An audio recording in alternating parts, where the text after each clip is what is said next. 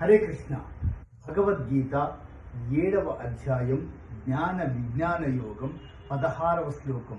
చతుర్విధా భజంతే మాం జనా సుకృతినోర్జున ఆర్తో జిజ్ఞాసురర్థార్థి జ్ఞానీ చ భరతర్షభ.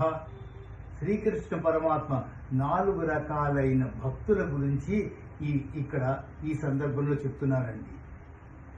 1 ఆర్తి భక్తులు, 2 అర్ధార్థి భక్తులు, 3 జిజ్ఞాసు భక్తులు, 4 జ్ఞాని భక్తులు.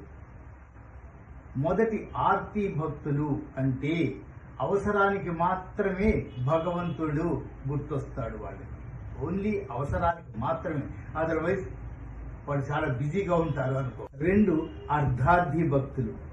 ఈ భక్తులు చాలా వెరైటీగా ఉంటారండి. ఏ పుణ్యకార్యం చేయాలన్నా భగవంతుని ముందు పూజిస్తారు. ఏ ఉద్యోగానికి అప్లై చేయాలన్నా భగవంతుడా నాకు ఈ ఉద్యోగం వస్తే ఆయనతో బేరసారాలు కూడా చేస్తారు. ఎలా ఉంటుందంటే, నాకు ఈ ఉద్యోగం ఇస్తే నీకు 100 కొబ్బరికాయలు కొడతారు, నేను ఈ వ్యాపారం పెడుతున్నాను, ఈ వ్యాపారంలో లాభాలు వస్తే తిరుపతికి వచ్చి తలనీరాలు ఇచ్చి హుండీలో ఇంత వేస్తాను. ఇలాంటి కండిషనల్ గా కూడా ఉంటారు. వారిని అర్ధార్థి భక్తులు అంటారు. 3 జిజ్ఞాసు భక్తులు. ఈ భక్తులు ఎలా ఉంటారంటే, భగవంతుడే ముఖ్యం, భగవంతుడి కోసమే చేస్తున్నాను, భగవంతుడి కోసం నేను ఏమైనా చేస్తాను, భగవంతుణ్ణి ప్రసన్నం చేసుకోవాలి. ఇలాంటి వాళ్ళకి భగవంతుడే లక్ష్యం. భగవంతుడి ముందు ఏ కోరికైనా నిస్సందేహంగా కోరేస్తారు. ఇటువంటి వాళ్ళది నిష్కామ భక్తి. 4 జ్ఞాని భక్తులు. జ్ఞాని అన్నప్పుడే ఆ మనిషే ఒక భగవత్ స్వరూపం దాల్చి ఉన్నాడు అని అర్థం చేసుకోవాలి.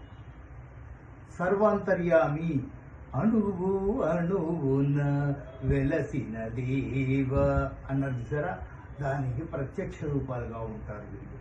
ప్రతి చోట ప్రతి అణువు ఎక్కడైనా భగవంతుడే ఉన్నాడు అంటే నాలోనే భగవంతుడు ఉన్నాడు కనుక నాలోంచి నేను శోధించి సాధించాలి అన్న తత్వంతో ఉంటారండి జ్ఞాని భక్తులు. ఈ విషయాన్ని మనం ప్రెజెంట్ డే ఇప్పుడున్న యువకులకి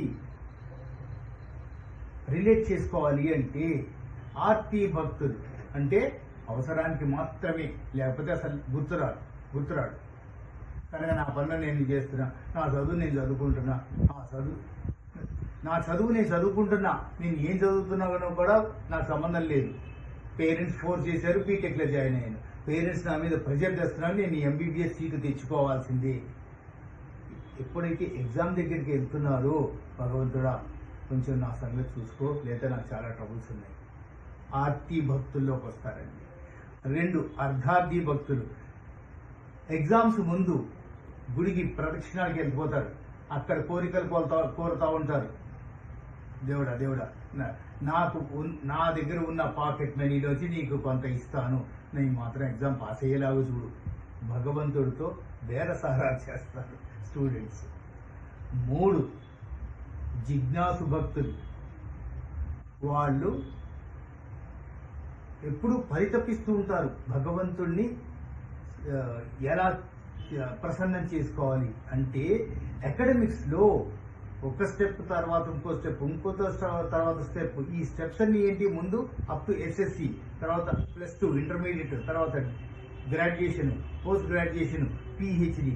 ఏ సబ్జెక్ట్ లో అయినా పిహెచ్డి అంటే ఏంటండి, ఫిలాసఫీ అంటున్నాం, డాక్టరేట్ ఆఫ్ ఫిలాసఫీ. ఏ సబ్జెక్ట్ అయినా PhD in law, PhD in biology. So ఆ సబ్జెక్ట్ లో కూడా మీరు భగవంతుణ్ణి చూసే స్టేజ్కి వెళ్ళిపోతున్నారు. ఫిలాసఫీ, ఆ సబ్జెక్ట్ లో ఫిలాసఫీ ఎంత ఉంది అనే దాన్ని అర్థం చేసుకునే ప్రయత్నంలో భాగంగా పరిగెత్తుతున్నారు. 4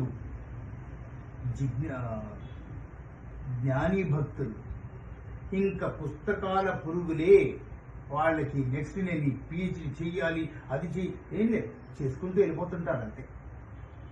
అది ఎంత జ్ఞానాన్ని ఇస్తుందో వాళ్ళకి మాత్రమే తెలుసు అన్నట్టుగా చేసుకుని, ఇంకా పక్క వాళ్ళతో వీళ్ళతో ఏ సంబంధాలు లేవు. తన పని ఏదో తనది. సినిమా పాటలు కూడా ఉన్నాయండి. తన మతమేదో తనది, మన మతం అసలే పడదో అన్నట్టుగా తన పని ఏదో తనది, ఇంకా వేరే వాళ్ళ గురించి నాకు అవసరం లేదు అనుకుంటూ స్కాలర్స్ అయిపోతుంటారు. అక్కడ భగవంతుడు వాళ్ళ మనిషిలో ఉన్నాడు అనేది తెలుసుకొని ముందుకెళ్తూ ఉంటారు. ఇంకొకసారి చెప్పుకుందామా? చతుర్విధా భజంతే మాం జనా సుకృతినోర్జున, ఆర్తో జిజ్ఞాసురర్థార్థి జ్ఞానీ చ భరతర్షభ. హరే కృష్ణ.